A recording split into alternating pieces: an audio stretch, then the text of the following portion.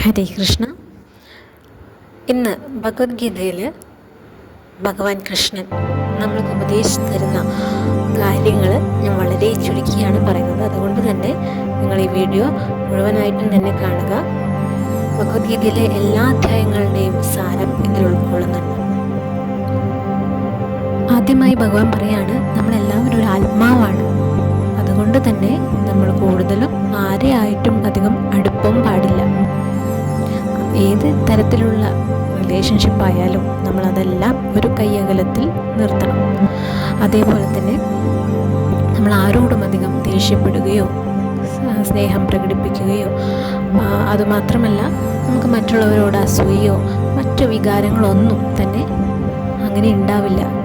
ഏതവസ്ഥയിലും നമ്മൾ ആത്മാവാണ് എന്നുള്ളൊരു ബോധ്യം നമുക്കുണ്ടായാൽ ഈ വക വികാരങ്ങളെല്ലാം നമ്മളെ വിട്ടൊഴിഞ്ഞു പോകുന്നതായിരിക്കും.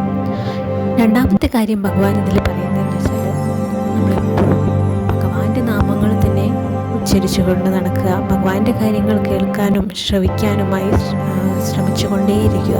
മറ്റെല്ലാ കാര്യങ്ങളും നമ്മളുടെ കർമ്മങ്ങൾ നമ്മളെ തേടി വരും. അപ്പോൾ നമ്മൾ ചെയ്യുന്ന കർമ്മഫലം തന്നെയാണ് നമ്മൾ അനുഭവിക്കേണ്ടി വരിക. അപ്പോൾ കർമ്മഫലത്തിൽ നിന്നും ആർക്കും ഒരു മോചനമില്ല. നല്ല കർമ്മം ചെയ്തു നോക്കൂ, നിങ്ങൾക്ക് നന്മയാകുമുണ്ടാവുക.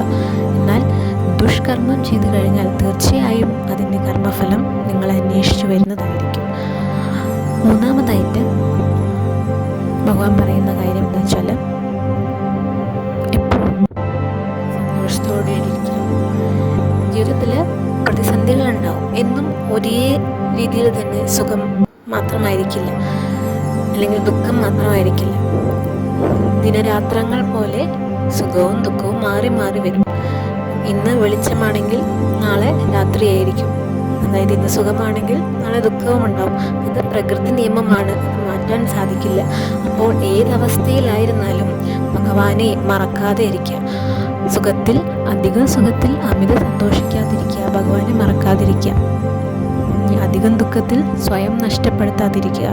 കാരണം സ്വന്തമായ ആത്മാവ് നഷ്ടപ്പെട്ടു കഴിഞ്ഞാൽ അവന് വേറെ എന്ത് തന്നെ ലഭിച്ചാലും ഒരു കാര്യവുമില്ല.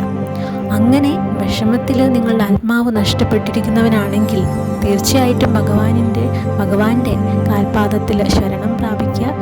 ഭഗവാൻ നിങ്ങളെ നാവികനായിട്ട് നിങ്ങളുടെ ഈ ജീവിതയാത്ര അതിഗംഭീരമായി തന്നെ മുന്നോട്ട് കൊണ്ടുപോകുന്നതായിരിക്കും. അപ്പോൾ ഈ 3 കാര്യങ്ങൾ എപ്പോഴും മനസ്സിലോർക്കുക. തീർച്ചയായിട്ടും ഇത് മറ്റ് കൃഷ്ണ ഭക്തന്മാരിലേക്ക് ഷെയർ ചെയ്യുക. എല്ലാവരെയും ഭഗവാൻ അനുഗ്രഹിക്കട്ടെ. ഹരേ കൃഷ്ണ. സർവം കൃഷ്ണാർപ്പണമസ്തു.